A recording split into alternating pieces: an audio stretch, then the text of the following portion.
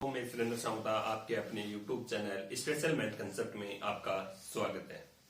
दोस्तों आज की क्लास में देखेंगे मैथ में अपना टॉपिक चल रहा है त्रिभुज ट्रायंगल। और आप सभी दोस्तों को नए साल की हार्दिक शुभकामनाएं।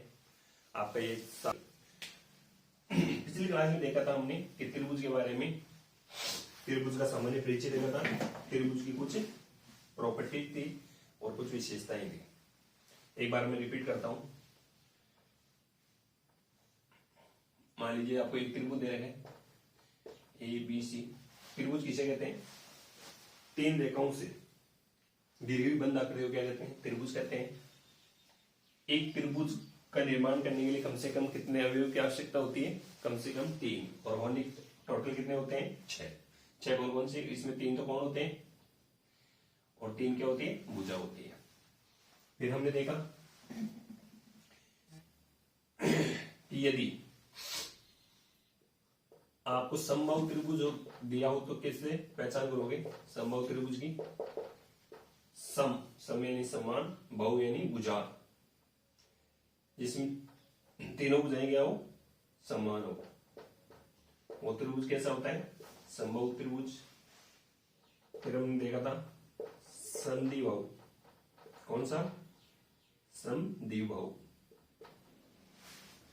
सम यानी समान, द्वि यानी दो, बहु यानी भुजा। सम का मतलब है ऐसे समान, द्वि यानी दो, बहु यानी भुजा। ऐसा त्रिभुज जिसमें दो भुजाएं क्या हो? समान हो।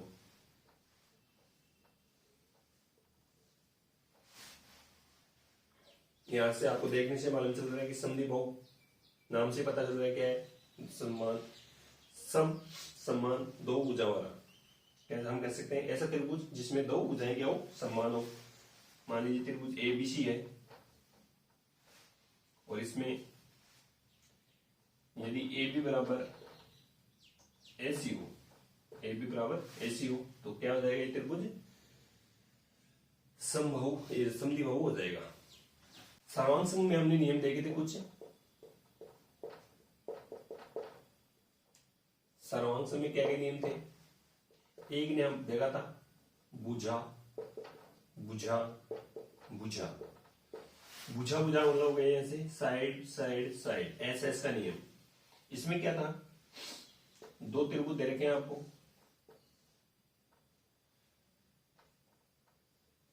एक है ए बी और सी और एक है पी क्यू और आर। मान लीजिए ए बी बराबर पी क्यू हो, बी सी बराबर क्यू आर हो और ए सी बराबर पी आर हो। तीनों भुजाएं क्या हो? बराबर हो।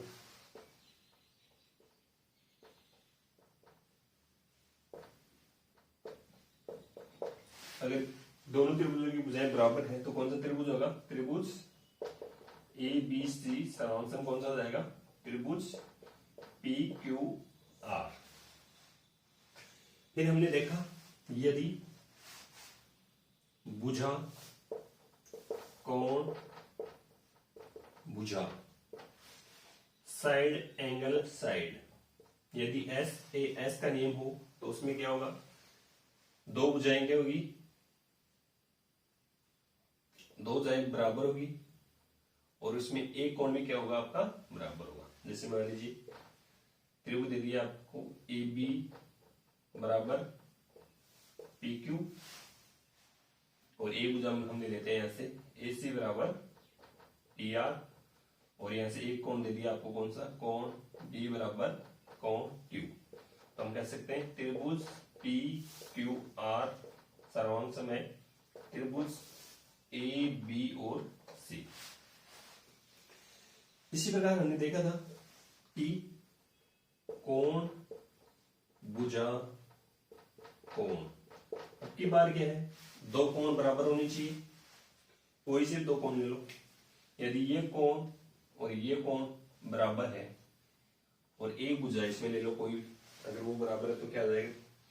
कौन सा हो जाएगा? Angle side angle. ये इसको हम कह सकते हैं एस ए। ये हमने देखा था सराउंड सम। आज देखेंगे हम त्रिभुज के बारे में, आगे चर्चा करते हैं। समकोण त्रिभुज है आपके कौन सा है? यहां से समकोण त्रिभुज। समकोण का मतलब कितना होता है? यहां से 90 डिग्री का कोण बनना चाहिए। तो मान लीजिए आपके सामने एक त्रिभुज दे दिया, क्या है? एक ट्राइंगल है, ए बी और सी। क्वेश्चन किस प्रकार आएगा? मान लीजिए ये क्वेश्चन दे दिया, यदि ए बी बराबर 3 सेंटीमीटर, बी सी बराबर 4 सेंटीमीटर है तथा बी समकोण हो तो भुजा AC ज्ञात करो। मान लीजिए आपके सामने ऐसा क्वेश्चन दे दिया, यदि ए बी दे रखा आपको 3 सेंटीमीटर, बी सी दे रखा 4 सेंटीमीटर है तथा बी समकोण हो तो भुजा AC ज्ञात करो। यदि या तो आपको ऐसे देगा या फिर क्या करेगा, यहां से आपको एक चित्र दे देगा, चित्र दे दिया, इसको बना दिया 90 डिग्री, ऐसा एंगल लिखा होगा तो भी 90 डिग्री है, यदि यहाँ पे ऐसा लिखा होगा तो भी 90 डिग्री है। अब आपको मैंने पहले भी बताया था, ये त्रिभुज है, ए कुछ भी मान लेते हैं, A B C P Q R मान लेते हैं, पी क्यू आर। त्रिकोणमिति मैंने बताया था, यदि ये 90 डिग्री का कोण है, कौन सा? यदि Q 90 डिग्री का कोण है तो इसके सामने वाली भुजा कौन सी हो जाएगी? कर्ण।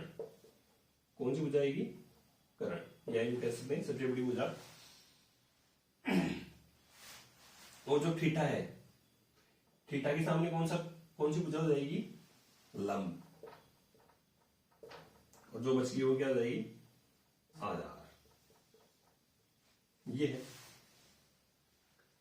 अब इसमें क्या दे रखे हैं? ABC, AB दे रखा आपको, AB कितना है? यहां से 3 सेंटीमीटर है, BC कितना दे रखा है? यहां से 4 है, और पूछा गया है आपको AC, या हम कह सकते हैं PR। तो इसको ज्ञात करने के लिए क्या करोगे? आपको चाहिए कौन सा? पाइथागोरस प्रमेय। पाइथागोरस प्रमेय क्या कहती है कि कर्ण का स्क्वायर बराबर आधार का स्क्वायर प्लस लंब का स्क्वायर। अब यहां से आधार कितना दे रखा आपको? 4, तो 4 का वर्ग प्लस 3 का वर्ग, 16 प्लस 9 कितने होते हैं? 25। तो यहां से आपका AC बोल दो या क्या बोल दो, कर्ण, कितना आ जाएगा? 5 सेंटीमीटर। तो अपना आंसर कितना आ रहा है? यहां से भुजा AC का मान कितना है? 5 सेंटीमीटर। एक बार आप नोट करना चाहते हो तो कर सकते हो।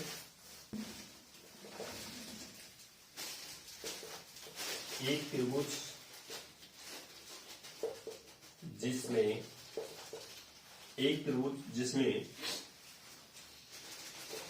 एक भुजा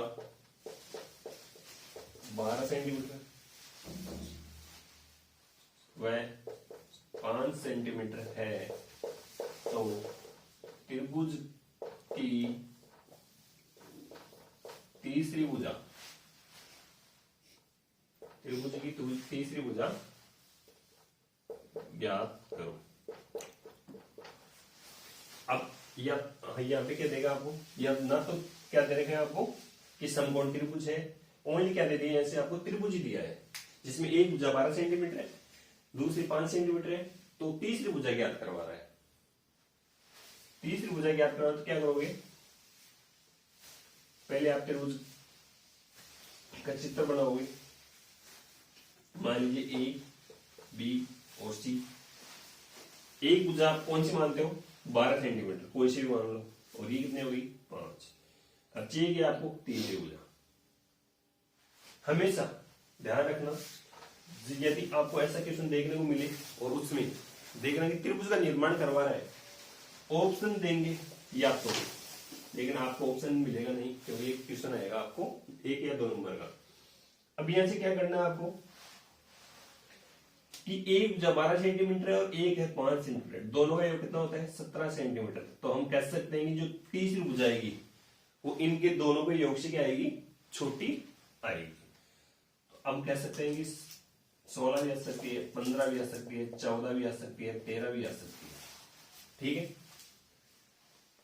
ऐसी आ सकती है। अब इनको कैसे करेंगे, वही पाइथागोरस लेंगे। तो ऐसे हो जाएगा, AC स्क्वायर चाहिए आपको, तो AP का स्क्वायर और BC का स्क्वायर। यदि आपको ऐसा कुछ भी नहीं दे रखा हो कि ये आधार है, ये लंब है, कुछ भी नहीं दे रखा हो, तो आप तो क्या करना, डायरेक्ट ये लिख लेना। कितना हो गया, 12 का स्क्वायर प्लस 5 का स्क्वायर।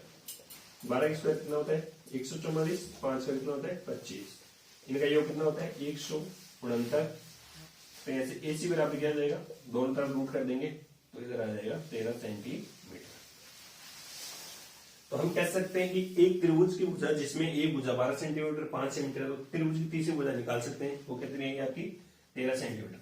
और मैंने अभी बताया था आपको कि इन दोनों को योग से क्या आएगी, वो छोटी आएगी। तो 12 + 5 कितने होते हैं 17, 17 से छोटी कितनी आएगी 13 ही आ रही है। एक बार आप क्वेश्चन को नोट कीजिए।